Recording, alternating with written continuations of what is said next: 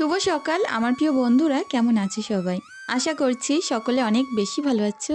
আমরাও না বেশ ভালো আছি। ভারতের ছোট্ট একটি গ্রাম থেকে আমি রূপা, ব্লগার রূপা চ্যানেলে সকলকে স্বাগত জানিয়ে আজকের ব্লগটি শুরু করছি। তো চলো একে একে সংসারের যাবতীয় কাজকর্ম শুরু করব। ভোর 5টা থেকে শুরু করে একদম বলতে পারো রাতের অন্ধকার পর্যন্ত কী করলাম সবটাই শেয়ার করব। অবশ্যই আশা রাখছি তোমরা আমার পাশেই থাকবে। বেড়াতে আগে ভিজে জামা কাপড়গুলোকে মেলে দিলাম। এগুলো সবটাই বাচ্চাদের, আর জানোই তো বর্ষা মানেই বাচ্চা কাচ্চার কত কত জামা কাপড় ভিজে থাকে। আর এগুলোকে সকাল সকাল শুকিয়ে না নিতে পারলে বৃষ্টি নামলে সাথে সাথেই আবার সব কিছু ঘরে ভরে রাখতে হয়। ভাবছি এইবার একটা জামা কাপড় মেলা স্ট্যান্ড কিনবো, তো যেটা ঘরের মধ্যে রেখেও আমি শুকাতে পারবো। কি বলো তো, একটা যেহেতু আমার রান্নাঘরে ভাড়া করা আছে জামা কাপড় মেলা, ওইটাতে কিন্তু অনেক জামা কাপড় ধরে না। আর বিশেষ করে বড়গুলো মেলতে তো ঠিক আছে, ছোট ছোটগুলোর জন্য একটা স্ট্যান্ডের দরকার। তো দেখা যাক, অনলাইনে তো পাওয়া যাচ্ছে, ভাবছি একটা বর্ষার মধ্যে নিয়েই নেব। তো চলো খাটটাকে আগে পরিষ্কার করে গুছিয়ে নিই। এই বেডশিটটাকে চেঞ্জ করে নেব। কটা দিন ধরে পাতা আছে, এমনিতেও না খুব একটা নোংরা হয়নি। যেহেতু আমাদের বাড়ির চারিদিকটা পানি, ওই কারণে কিন্তু ধুলোটা খুব কম হয়। আর বেডশিট জিনিসটা অতটাও নোংরা হয় না। সারাদিন তো আমরা নিচেই বেশিরভাগ থাকি, আর বাচ্চা কাচ্চা পড়ানো, তারপরে সব কিছু করা, খাওয়া দাওয়া সবটাই মেঝেতে হয়। তো ওই কারণে খাটটা খুব একটা নোংরা হয় না। তো যাই হোক, তারপরে অনেক দিন হয়ে গেছে তো বেডশিটটাকে তুলে নিলাম। আর নিচেই যে একদম সুতির যে বেডশিটটা আছে, এই বেডশিটটাকে টান টান করে ঝেড়ে দিয়ে রাখবো। আর এটা পাতার একটাই কারণ, তোশকটার কালারটা কিন্তু নষ্ট হবে না, আর তোশকটা অনেক দিন পর্যন্ত ভালো থাকবে। এটা আমি আগে জানতাম না, এমনি তোশকের উপরে বেডশিট পেতে রাখতাম। এতে করে কি হতো জানো তো, ওপরে যে ধুলো টুলোগুলো হতো সেগুলো কিন্তু এই যে তলার তোশকটার মধ্যে ঢুকে যেত। আর ডবল বেডশিট পাতা থাকলে ধুলো নোংরা অনেক কম যায় তলার তোশকটার মধ্যে। তো চলো সুন্দর করে বেডশিটের ধারটারগুলো গুজে দিচ্ছি। প্রচণ্ড গরম আজ, জানো তো, যেমন মাঝে মধ্যে মেঘলা হচ্ছে, তেমন রোদ্দুর আর তেমন গরম। তো এই পচা গরমে, জ্যৈষ্ঠ মাস মানেই পচা গরম, তো এই পচা গরমে যেভাবে আমি সারা রাত দিন ভোর দিন পরিশ্রম করব, তোমাদের সাথে সেটাই শেয়ার করব। কিছু কিছু দিন বাড়িতে কিন্তু সবজি বাজার থাকে না, আজ যেমন আমার বাড়িতে নেই। আর আমি তোমাদের সাথে শেয়ার করব যেদিন বাড়িতে কিছুই না থাকে সেদিনটা আমি কিভাবে চালিয়ে নিই। তো খুব কম খরচে, বলতে পারো খরচ না করেই ভালোভাবে এলাহিভাবে খাওয়া দাওয়া আজকে হবে। তো যাই হোক, বেডশিটটা সুন্দর করে পরিষ্কার করে নিলাম। এখন ড্রেসিং টেবিলের সামনে, তারপরে ওই যে কর্নারের র্যাকটা আছে সেটা, তারপর শোকেসটা, প্রত্যেকটা আলতো হাতে একটু গুছিয়ে নেব। এটা নিত্যদিনের কাজ বলতে পারো। একটু হাতে সময় পেলেই আমি আগে শোকেস ড্রেসিং টেবিলটা পরিষ্কার করে নিই। এতে করে আমি দেখি পুরো মাস তো একদম ডিপ ক্লিনিং থাকে ঘরবাড়ি, আর কখনোই আমার মাসের যে ভারী একটা ক্লিনিং করতে হয় সেটা কিন্তু করা লাগে না। একটু বুদ্ধি করে চলতে পারলেই ঘর বাড়ি আমাদের সব কিছু থাকবে নিট অ্যান্ড ক্লিনিং। তো কি বলো তো, একদিন একদিন করে কাজ করলে সেটা কিন্তু খুব একটা বেশি কষ্টের হয় না। আর একদিনে সমস্ত কাজ করতে গেলে সেই দিনটা প্রচুর কষ্টের হয়ে যায়। আবার পরের দিন থেকে নোংরা হতে শুরু করলে যা তাই অবস্থা হতে থাকে। ওই কারণে প্রত্যেক দিনের কাজ প্রত্যেক দিনই করার চেষ্টা করি। ড্রেসিং টেবিলের সামনে না আমি কোনো জিনিসই গুছিয়ে রাখতে পারি না। এখানে যাই রাখি আমার মেয়ে নষ্ট করে ফেলে। তো ওই টুকটাক বলতে পারো একটা বডি লোশন রেখেছি, আমার চুলের একটা সিরাম আছে। তো মোটামুটি ওখানে দুটো সিরাম আছে। আমার বড় মেয়ে যেহেতু একটা সিরাম ব্যবহার করে, ওটা হচ্ছে লরিয়ালের সিরাম। আর আমি যেটা করি স্ট্রিক্স ক্যানভো। তো ওই দুটো সিরাম আছে, একটা ক্রিম আছে। তো এই দুটো একটা জিনিসই গুছিয়ে রেখেছি। তবুও ভয় হয় জানো তো, কখন কোনটা নষ্ট করে ফেলে। তো সেই ভয়ে ভয়ে ওখানে দুটো একটা জিনিসই আমি রাখি। ঘরটাকে যতই আমি চেষ্টা করি একটু সাজিয়ে গুছিয়ে রাখবো, কিন্তু আমার মেয়ে কোনো কিছুই নিচেই রাখতে দেয় না। এখন দেখো ওপরে বসে সেই কিন্তু জিনিসপত্র নিয়ে নষ্ট করা শুরু করে দিয়েছে। খাটটা সবে গোছালাম, ওপরে উঠে আবার ঘুরিয়ে ফেলছে। তো এই খাট যে কতবার গোছায় তার ঠিক নেই। আর খাটের তলা ঝাড়ু দিতে গেলেই দেখো কাগজের কুটি। তো যাই হোক, কিছু বলার নেই, প্রত্যেক দিন ঝাড়ু দিই, তোমরা নিশ্চয়ই দেখো। আর প্রত্যেক দিন এত এত করে কাগজ পেপার কিন্তু বার হয়। তো যাই হোক, বারান্দায় আসছি। কাল সন্ধ্যায় না খুব জোরে বৃষ্টি নেমেছিল, যার কারণে এই পর্দাগুলো আমাকে ফেলে রাখতে হয়েছিল। এগুলো হচ্ছে বস্তা টাইপের একরকম পেপার হয় না, কালারিং, তো সেই পেপার। তো বাড়িতে আনা ছিল, ভাবলাম ওই যে যখন বৃষ্টি নেমেছে অত্যন্ত পুরো বারান্দা পানিতে পুরো ভেসে যাচ্ছিল।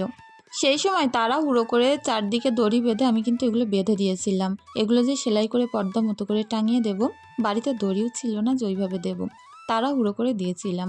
এ পাশের পর্দাটা তুলেছিলাম আর ওই পাশেরটাও তুললাম। আর এখানে দেখো কত জিনিসপত্র, তো চারিদিককার জিনিসপত্র এক জায়গায় হয়ে আছে। আমি এখন বারান্দাটাকেও পরিষ্কার করে দেব। তো চলো গাছগুলোকে একটু সরিয়ে সরিয়ে রাখি। যে কোনো জিনিস সরিয়ে ফিরিয়ে রাখলে দেখতে যেমন ভালো লাগে, একটু অন্যরকম নতুনত্ব মতো লাগে। ওই কারণে চেষ্টা করি সব সময় একটু জিনিসপত্রগুলোকে সরিয়ে একটু অন্যরকম করতে। থাকবো তো সারা জীবন ধরো এই ঘর বাড়িতে, তো ঘর বাড়ির আসবাবপত্রগুলো ইচ্ছে করলে তো সরাতে পারবো, বাড়িটা তো আর সরাতে পারবো না। তো যতটুকুনি সরিয়ে নতুনত্ব করা যায় সেইটাকেই চেষ্টা করি। তোমরা বলো তো আমার এই মেঝেটা, ঘর বারান্দা দিয়ে যে মেঝের ওপরে যদি কার্পেট কিংবা ম্যাট বিছিয়ে দিই কেমন লাগবে? ভালো লাগবে? যদি ভালো লাগে অবশ্যই জানিও। আমি না সমস্ত ঘরে ভাবছি ম্যাট বিছিয়ে দেব। আমি অনেকের বাড়িতে দেখেছি ম্যাট বিছিয়ে রাখে, দেখতে ভালো লাগে। তো ভাবছি লাইট কালার, সাদা কালার হোক কি যে কোনো লাইট কালারের ওপরে পাথরের মতো ডিজাইন করা একরকম ম্যাট উঠেছে, ওই 1-2 হাজার টাকার মতো কিনলে পুরো বাড়ি কিন্তু হয়ে যাবে। তো সেইটা কি বিছিয়ে নেব? তো তোমরা বলো যদি ভালো লাগে, তো তাহলে আমি কিছু কিছু করে টাকা গোছাবো, মাসখানিকের মধ্যে হয়ে যাবে, তখন আমি ম্যাটটা বিছিয়ে নেব। কিংবা আমার এই মাসে যে পেমেন্টটা ঢুকবে সেখান থেকে কিন্তু আমি নিয়ে আমার ঘরের একটা কাজ করতে পারবো। তোমাদের সঙ্গে আমি কালকেই বলছিলাম যে আমাদের কিছু প্ল্যান আছে, তো সেগুলো পূরণ করতে হবে। প্ল্যান বলতে সেরকম ঘুরতে টুরতে যাওয়া সেরকম না, আসলে আমার হাজব্যান্ডের শরীরটা একটু খারাপ, তো ভাবছি ভেলোর নিয়ে যাব। তো সেখানে যেতে গেলেও অনেক পয়সা খরচ, জানোই তো একটা জায়গা থেকে আরেকটা জায়গায় যাওয়া মানে খাওয়া থেকে শুরু করে সব কিছুই আমাদের পয়সা খরচ করেই করতে হবে। তো সেখানে গিয়ে দুটো বাচ্চা, নিজেরা দুজন চারজন, মানে প্রচুর খরচ। তো সামনের মাসে হয়তো আমার পেমেন্ট ঢুকবে, ঢুকলে না আমি ভাবছি ওই টাকাটা নষ্ট করব না এক টাকাও। আমার হাজব্যান্ডের পেছনে খরচ করব, তার ডাক্তার দেখানো থেকে শুরু করে ওষুধ কেনা যা যেখানে আছে। আমার টাকা তো খুব কম আসে, তো ওতে হবে না। তো হাজব্যান্ডেরও সামনের মাসে কিছু টাকা পাওয়ার কথা আছে এক জায়গায়, ওই টাকাগুলো নিয়ে আমরা একসঙ্গে করে হাজব্যান্ডের ডাক্তারটা দেখিয়েই আনবো। যে কোনো জিনিসে মনে কিন্তু একটা খুঁত থাকলে সেটা একদমই ভালো লাগে না। এখানকার ডাক্তারবাবুদের তো দেখাচ্ছি কিন্তু ফলাফল সেরকম কিছুই মিলছে না। যেখানেই দেখাচ্ছি 3-4 বছর করে টাইম নিচ্ছে, তারপরে সমস্যাটা ভালো হবে। তো আমার হাজব্যান্ডের যেহেতু মুখের ভিতরটাই অনেকটাই সাদা হয়ে গেছে, জিভ তারপরে মুখের ভিতরে, সেটা না একদম কালারটা চেঞ্জ হচ্ছে না। আর এটা কিন্তু অনেক খারাপ বলেছে ডাক্তারবাবু। তো আমরা ভাবছি যে 2-3 বছর অপেক্ষা করার থেকে ভেলোর থেকে দেখিয়ে আনি, সেখানকার ডাক্তারবাবুরা কি বলে দেখা যাক। আর এদিকে প্রায় 30,000 টাকার মতো আমাদের রিপোর্ট করতে লিখেছে ডাক্তার। তো অত টাকা খরচ করে রিপোর্ট না করে আমি ভাবছি যে অল্প কিছু খরচ করে আগে ডাক্তারবাবুকে ভেলোর থেকে দেখিয়ে তারা কি বলে দেখি, তখন যদি ওনারা রিপোর্ট টিপোর্ট করতে বলে তখন না হয় করবো। আর বাড়ি থেকে যে বেরাবো মাস গেলে আমার অনেক টাকা ইএমআই দিতে হয়, তো সেই টাকা আমার 1 মাসের টাকা বাড়িতে জোগাড় করে রেখে তারপরে বেরোতে হবে। তো একটা অসুস্থ মানুষ, তারপরে এত রকম চাপ আছে বাড়িতে, বাচ্চা কাচ্চার স্কুল টিউশনের মাইনে, তারপরে আমাদের অনেক রকম ইএমআই আছে, সব কিছুর চাপে না আমরা বেরোতেই পাচ্ছি না। তবে ভেবেই নিয়েছি এবার যত কিছুই হোক না কেন ভালো ডাক্তারবাবু দেখাবো, রিপোর্ট করাবো, যা কিছু হওয়ার আছে কপালে হবে। তো আমি সামনের মাসে পেমেন্ট পেলে আর হাজব্যান্ড কিছু টাকা এদিক সেদিক করে জোগাড় যন্ত্র করে নিয়ে তারপরেই কিন্তু আমরা বেরোনোর চিন্তা আছে মেয়ের পরীক্ষার পরে। দেখা যাক কপালে কি আছে। আর অবশ্যই তোমরা পাশে থেকো, দোয়া করো যাতে করে কোনো খারাপ পরিস্থিতির ভিতর দিয়ে আমাদেরকে না যেতে হয়। তো চলো সকাল সকাল হাঁস মুরগি তো ছেড়ে দিলাম, ওদেরকে খেতে দিলাম। আর আমার রাজহাঁসগুলো প্রচুর দুষ্টু, অন্য হাঁসেদেরকে না খেতেই দিতে চায় না। তো এখন সুন্দর করে বাসন কোসন মেজে নিচ্ছি। আর রাজহাঁস মুরগি এটা ওটা তো বাড়িতে আছেই, এইগুলোকেও বাড়িতে যে কে দেখবে তার ঠিক নেই। আমার বড় ননদকে বলে গেলে বড় ননদ কিন্তু এই বাড়িতে থাকবে আর দেখাশুনোও করবে, তো ওগুলো নিয়ে চিন্তা নেই, বড় ননদকে রেখে যাব। যাই হোক চলো কাজের কথায় আসি। অনেকগুলো প্ল্যান শেয়ার করলাম, জানি না এগুলো কখনো পূরণ হবে কি, সামনে আমাদের যে চিন্তাভাবনা আছে তোমাদের সঙ্গে সেটাই শেয়ার করলাম। তো পুকুরে বাসন মাজতে চলে এসেছি, সকাল সকাল সুন্দর পরিষ্কার চকচকে পানি। আর তার মধ্যে বাসনগুলো মেজে ধুয়ে নিচ্ছি। এখানে কিন্তু টনটনে রোদ্দুরও চলে এসছে, মুখের ওপরে রোদ্দুর লাগছিল। অনেক কষ্ট হচ্ছে জানো তো, আজকে প্রচুর গরম। তাতে আবার পড়েছে একটা কালো নাইটি। কালো নাইটি পরলে কিন্তু আরও গরম লাগে। তো চলো এখন সুন্দর করে বাসন কোসন ধুয়ে উপরে যাই। আজকে খুব একটা বেশি নেই বাসন, ওই কারণে অতটাও কষ্ট হচ্ছে না। সকালবেলা প্রত্যেক দিনের কাজের তালিকায় এই যে বাসন মাজাটা যদি না থাকতো কত ভালো হতো বলো তো। এটা যদি বিকেলে একেবারে করা যেত আরও ভালো হতো, তবে এটা তো সবার আগেই করতে হবে। আমার মেয়েকে ঘরে লেখা দিয়ে এসেছিলাম, তো 1 থেকে 50 পর্যন্ত সেগুলো করে নিয়ে এসছে। কোথায় কোথায় ভুল আছে এখন বসে বসে মিলাতে হবে। তো ঈশার খাতাটা দেখলাম, তারপরে স্নান করলাম, বাসন কোসন এই যে উপর করে দিচ্ছি, কাচা ধোয়া করে আসলাম। এখনও জামা কাপড়গুলোকে মেলতে পারলাম না। এই যে সকালটা তোমাদের সঙ্গে কি বলবো যে কি তাড়াহুড়োর মধ্যে আমার কাটে। কখনোই সকালটা আমার আস্তে ধীরে সুস্থে যায় না। চোখ খুললেই শুধু মনে হয় কোনটা এরে কোনটা আগে করব, কোনটা পরে করব। তো চলো এখন জামা কাপড়গুলো মেলতে হবে, ঈশাকে নিয়ে স্কুলে যাব, আরও প্রচুর কাজ আছে, দেখা যাক কোনটা এর আগে কোনটা করি। তো এর মধ্যে কিন্তু ঈশাকে আমি দুধ আর বিস্কুট খাইয়ে দিয়েছিলাম, একটু মুড়ি দিয়েছিলাম দুধের মধ্যে। তো যেহেতু সকাল 10টার সময় করে স্কুল হয়, ও কিন্তু ভারী কিছুই খায় না। ঈশার স্কুলের টিফিন দেবো, তো যে ফলগুলো পছন্দ করে ওর পাপা কিন্তু ওর জন্য সেগুলো এনেছে। কলা পছন্দ করে অত্যন্ত, ড্রাগন পছন্দ করে, আর তার সঙ্গে কাঁঠাল। কাঁঠালটা যেহেতু পাকেনি, কাঁঠালটা অনেক বড় সাইজের জানো তো, এটা হচ্ছে 22 কেজি ওজন হয়েছে। তো ভাবো কত বড়, প্রায় আমার মেয়ের সমান এরকম একটা বড় কাঁঠাল। তো যাই হোক, দেখো জামাকাপড়গুলো নিয়ে চলে আসলাম। হাঁসগুলো আমার পেছন পেছন ঘুরে বেড়াচ্ছে খাবার খাবে বলে। হাঁসগুলো কি জানো তো, বাচ্চার মতো সারা দিন পেছন পেছন ঘুরতে থাকে, যতই খাবার দিই না কেন ততই পেছন পেছন ঘুরে। তো চলো জামাকাপড়গুলো মেলি। উঠানে কিন্তু রোদ্দুরও চলে এসছে, উঠানটা পরিষ্কার করে যে কি ভালো লাগছে মন থেকে তোমাদের বলে বোঝাতে পারবো না।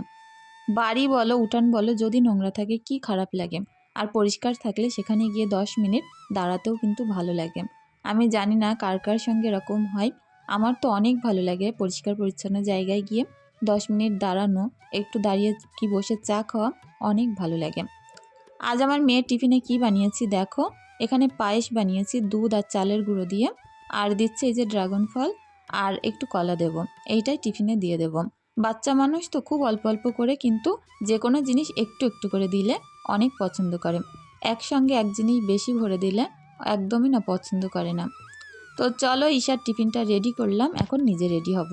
বন্ধুরা, স্নান টেস্নান সেরে সমস্ত কাজকর্ম করলাম, আর তোমাদের সঙ্গে তো শেয়ার করলাম জামা কাপড়গুলো মেলে দিয়ে একদমই হাতে সময় ছিল না। যা হোক করে দুটো আলু ভাতে ভাত করেছি, আর এখন ঈশাকে নিয়ে স্কুলে চলে যাব, এই যে গুছিয়ে নিয়েছি। তো যাই হোক, পুরো সকালটা যে এতটা বেশি কাজের সঙ্গে কাটে আর কথা বলারও টাইম থাকে না। আজ দেখছি আমার 10 মিনিট আগে মতো গুছানো হয়ে গেছে স্কুলে যাব বলে। তো ভাবলাম চলো তোমাদের সঙ্গে আজকে একটুখানি রেডি হওয়াটা শেয়ার করি। তো প্রত্যেক দিনই আমাকে সংসারের যাবতীয় কাজকর্ম করে রেখে স্কুলে চলে যেতে হয়। কোনো কোনো দিন পুরো রান্না করে রেখে স্কুলে যাই, আবার কোনো কোনো দিন কি বলো তো হয় না, তো সেই দিনটা ভাতটা করে চলে যাই, আর বাদবাকি রান্না স্কুল থেকে আসার পরেই করি। তো ভিডিওটা দেখতে থাকো, আশা করছি তোমাদের অনেক ভালো লাগবে। আর এখনও পর্যন্ত অনেক কাজকর্ম বাকি আছে, চেষ্টা করব তোমাদের সঙ্গে পুরো কাজকর্ম শেয়ার করতে। আর এখানে দেখো আমার মেয়ের ঈশার রুটিন লিখে রেখেছি। তো এই দেওয়ালে রুটিনটা রেখে দিলে এখান থেকে টেবিল থেকে বই খাতা নিয়ে আমি ওখান থেকে রুটিনটা দেখে আমি ঠিকঠাক করে স্কুলে নিয়ে যেতে পারি, যার কারণে দেওয়ালে সুন্দর করে একটা রুটিন বানিয়ে লিখে রেখেছি। সামনের ক্যামেরায় দেখাচ্ছি তো ফ্রন্ট ক্যামেরায়, ওই কারণে লেখাগুলো উল্টো দেখাতে পারে। ঈশাকে স্কুলে দিয়ে আসলাম, পেয়ার লাইন হলো, তারপর স্কুলে কিছু নিয়ম কানুন আছে, ওদের কার্ড যেহেতু ভেরিফাই করে তারপরে ভিতরে ঢুকায়, তো সেগুলো কমপ্লিট হলো, অনেকটাই লেট হলো। আর তা বাদে ওর যে টিফিনটা আমি রেডি করেছিলাম সেটা ওদের অফিস রুমে দিয়ে আসলাম স্যারের কাছে। তো টিফিন টাইমে স্যার ওকে দিয়ে দেবে যদি আমি টাইমে পৌঁছাতে না পারি। এগুলো করে বাড়িতে আসতে আসতে তো একটু লেট হয়ে গেল। তারপর এবার ঝপাঝপ রান্নাটা করে আবার মেয়েকে আনতে যেতে হবে। একা মানুষ হলে না চারিদিকটা সাপটানো সত্যিই অনেক কষ্ট হয়ে যায় প্রত্যেক দিনই আমার। তারপরেও বলতে পারো এটা একটা জীবন যুদ্ধ। এই যুদ্ধটা প্রত্যেক মেয়েরই থাকে, আর এটাতে হার মানলে কিন্তু কারোরই চলে না। তো চলো আমাদের বাগানটা তোমাদের একটু ঘুরে দেখাচ্ছি। কেন বলো তো, আজ বললাম বাড়িতে তেমন কিছু নেই, একটু শাক করব, একটু ডাল করব। তো দোকান থেকে আসার সময় আমি 100 গ্রাম মতো ডাল কিনে আনলাম, সেটা রাঁধবো। আর তার সঙ্গে শাক করব, একটু ডিম সিদ্ধ করব। আজকের দিনটা এইভাবেই চালিয়ে নেব। আমাদের পুকুরের পাড়ের পেছন দিকটা কত সুন্দর দেখো। তো মাঠে চলে এসেছি আর আমাদের বাগান টাগানগুলো তোমাদের একটু ঘুরিয়ে দেখাচ্ছি। তোমরা অনেকেই আমাদের বাগানটা দেখতে পছন্দ করো। সজনে গাছে উঠে পড়েছি, গাছ থেকে এখন সজনে পাতা পাড়ছি। গাছগুলো কিন্তু মাটির সঙ্গে শুয়ে আছে। এমনি আমি গাছে উঠিনি, ওই যে গাছের উপর দাঁড়িয়ে দাঁড়িয়ে পারছি। এটা একদম মাটির সাথে ঠেকে আছে গাছটা। তো অল্প কটা পাতা নেব, তার সঙ্গে একটু সঞ্চি শাক নেব। সঞ্চি শাক আর সজনে শাক একসঙ্গে মিলিয়ে রাখবো। পুকুরের পাড়ে এসে অনেকজনা বসেছিল, গরু চড়াচ্ছিল, খাওয়াচ্ছিল গরু। তো তাদের সঙ্গে দুটো একটা গল্প করলাম। তো এখন এই যে আমার পুকুর পাড়ে চলে আসলাম সুন্দর সুন্দর জালি সঞ্চি শাক তুলতে। বর্ষার সময় না এগুলো খেতে আরও ভালো লাগে। তো প্রত্যেকটা জিনিস তুলে সুন্দর করে ধুয়ে নিয়ে একদম উনান পাড়ে চলে আসলাম। আর আমার যেহেতু স্নানটা হয়ে গেছে, এখন কিন্তু অতটাও তাড়াহুড়ো নেই। স্নান করে রান্না করতে কিন্তু খুব ভালো লাগে। উনানটা ধরিয়ে দুপাশে দুটো কড়া বসিয়ে দেব, দিয়ে এখন কি কি তোড়জোড় করেছি তোমাদের সাথে সেটাই দেখাবো। তো দুদিকে কড়া দিয়ে অল্প অল্প করে পানি দিয়ে দিলাম। এখন ঘাটকলের ডাঁটাগুলো দিয়ে ওপর থেকে নুন হলুদ ছড়িয়ে দিলাম। আর তারপর ওই পাশে দেবো শাক সিদ্ধ করতে। তার জন্য নুন হলুদ অল্প একটু খাওয়ার সোডা দেব, দিয়ে কিন্তু তার মধ্যে শাকটা আমি চাপিয়ে দেব। সজনা শাক মানে একটু খাওয়ার সোডা কিন্তু ব্যবহার করতেই হবে। আর বললাম সকালবেলা আমি ভাতটা রান্না করে নিয়েছিলাম খুব তাড়াহুড়ো করে, আলু ভাতে ভাতটা এখন কিন্তু আর রাঁধতে লাগবে না। তো দেখো ডাঁটাটা সুন্দর সিদ্ধ হয়ে গেছে। তো ডাঁটাটা আমি পানি ঝরিয়ে রেখে দিয়েছি, একটু যখন ঠান্ডা হবে শিলপাটায় বাটা করে নেব। এর মধ্যে ওই কড়াটার মধ্যে আমি ডাল সেদ্ধ দিয়ে বসিয়ে আসলাম। তো চলো এখন এই যে ঘাটকল যে ডাঁটাগুলো এগুলোকে বেটে নেব। এটা না এত দারুণ লাগে, এত টেস্ট হয় তোমাদের কি বলবো। আরও যদি এর মধ্যে একটু লেবু তারপরে ধনিয়া পাতা দেওয়া যায় আরও বেশি ভালো হয়।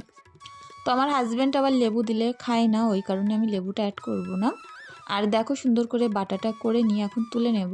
এইবারে এটা না বেশি করে ঝাল ঝাল করে একটু ফোড়ন দেওয়ার পালা। রসুন দিতে হবে, পেঁয়াজ দিতে হবে, শুকনো লঙ্কা দিয়ে সুন্দর করে একটু ঝাল ঝাল করব। তো এদিকে আমার শাকটাও দেখছি সেদ্ধ হয়ে গেছে, শাকটাকে তেলে দিয়ে নেব।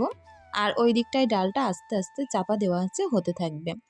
এখন একটা চাটুই বসিয়ে দিয়ে এর মধ্যে অনেকটা পরিমাণে রসুন তারপরে পেঁয়াজ দিলাম আর কটা শুকনো লঙ্কা, এটা দিয়ে সুন্দরভাবে ভাজা ভাজা করে এখন এই যে ঘ্যাটকলটা দিয়ে দেব। অনেকে এটাকে খারখোল বলো, তো আমরা ঘ্যাটকল বলি। অনেকে অনেক রকম নামে এটাকে ডাকে। আর এটা একদম পুরো শুকনো শুকনো ভাজা ভাজা হয়ে গেলে দেখো কতটুকখানি হয়ে গেছে, এইবারই কিন্তু আমি তুলে নিচ্ছি। তো চলো ঘ্যাটকলটা হয়ে গেছে। আর এইবার আমি পেঁয়াজ রসুন শুকনো লঙ্কা আবারও ফোড়ন দিয়ে শাক করব। জানো তো বাড়িতে যেদিন কিছুই না থাকে এরকম বুদ্ধিসাদ্ধি করে চললে কিন্তু হয়ে যায়। বাড়ির ঘ্যাটকল আবার বাড়ির শাক, আর ডালটা শুধু আমি 100 গ্রাম মতো দোকান থেকে কিনেছি। আর বাড়ি তো হাঁসের ডিম আছেই, ওটাকে আমি সুন্দর করে সেদ্ধ করে নেব। তো চলো শাকটা দেখো কত সুন্দর ঘেটে গেছে। শাক কিন্তু একদম ভাতের সঙ্গে মাখাবো, ভাত সবুজ হয়ে যাবে, ওইটাই খেতে বেশি ভালো লাগে। তো ডালটাকে ফোড়ন দিয়ে নেব, তার জন্য পেঁয়াজ কুচি, রসুন থেতো আর শুকনো লঙ্কা এগুলোকে দিয়ে দিলাম। আর সুন্দর করে লাল লাল হয়ে গেলে এর মধ্যে ডালটা তুলে নেব। পাতলা পাতলা মুসুরের ডাল এত ভালো লাগে না শাকের সাথে খেতে, কি বলবো। তো আজকের রান্নাবান্না আমার এই ছিল। তোমাদের আমার আজকের ভিডিওটি কেমন লেগেছে অবশ্যই কিন্তু জানিও। আর সন্ধ্যারও কিছু কাজকর্ম আছে তোমাদের সাথে শেয়ার করব। রান্নাটা শেষ হয়ে গেছে, এখন সবগুলোই মিক্সিতে ঢুকিয়ে নেব। আর এই জায়গাটার অবস্থা অনেক খারাপ, এখন এই সমস্ত জায়গা গুছিয়ে পরিষ্কার করে ঈশাকে স্কুল থেকে আনবো। তারপরে আবার দেখা হচ্ছে তোমাদের সঙ্গে সেই 4টের সময়। তো এখন দেখো এই যে বান্দা চুরি করে ড্রাগন ফল নিয়ে এসছে। ড্রাগনগুলোকে আমি কিন্তু চুরি করে এক জায়গায় রেখে দিয়েছিলাম, সেখান থেকে আমার মেয়ে কি করে টের পেয়ে বের করে নিয়ে এসে ছিঁড়ে খাচ্ছে দেখো। তো যাই হোক কিছু বলার নেই, এত পছন্দ করে এই ফলটা কি বলবো। আর বিশেষ করে ঠোঁট টোট সব কিছু কালার হয় তো ওই কারণে বেশি পছন্দ করে। আর দেখা হচ্ছে এখন সেই সন্ধ্যাবেলা কাজকর্ম করতে, বাসন মাজতে, এটা করতে সেটা করতে, বিকালের কাজ সেই সন্ধ্যা। তো হাঁসগুলো বাড়িতে চলে এসছে, সবগুলোকে তুলে দিলাম। আর তারপরে কটা জামা কাপড় আছে এগুলোকে তুলে নিয়ে এখন ঘরে নিয়ে যাব। তো আমার আজকের ভিডিওটি কেমন লাগলো অবশ্যই কমেন্টে জানিও। যদি কোনো ভুল ত্রুটি থেকে থাকে ভিডিওটি ক্ষমা সুন্দর দৃষ্টিতে দেখার অনুরোধ রইল। তো চলো বন্ধুরা, সকলে অনেক ভালো থেকো, সুস্থ থেকো, আমাদের জন্য একটু দোয়া ভালোবাসা রেখে যেও। ধন্যবাদ।